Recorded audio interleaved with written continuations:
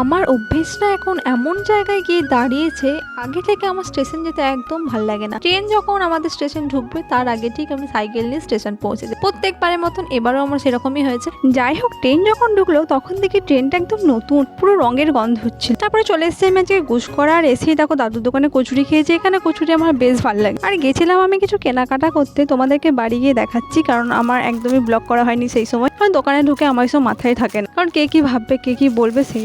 যাই হোক, আমি কিনেছি একটা নেভি ব্লু কালারের লেগিংস দিদির জন্য, আর একটা কিনেছি নেভি ব্লু কালারের স্টোর। এটা একটা জামার সাথে ম্যাচিং করা, আর জামাটাও তোমাদেরকে দেখাচ্ছি। তো এই জামাটা আমি দিদির জন্য বানিয়েছি, তোমরা হয়তো আগে দেখেছো আমার ব্লগে, কারণ এই সেম ছিট আমি 3 বোনের জন্য বানিয়েছিলাম কালী পুজোয়। তার সাথে প্যান্টও ছিল ম্যাচিং করা। আর দিদির ডিমান্ড ছিল যে চোখ ও গলা, চোখ ও পিঠ যেন আমি করে দিই, তাই দিদির মনের মতন আমি বানিয়ে ফেলেছি। তোমাদের কেমন লাগলো অবশ্যই কমেন্ট করে জানি। আর হ্যাঁ, এই ছিটটায় কিন্তু আমি আরো অনেক অর্ডার পেয়েছিলাম বানিয়ে দেওয়ার জন্য, কিন্তু দোকানের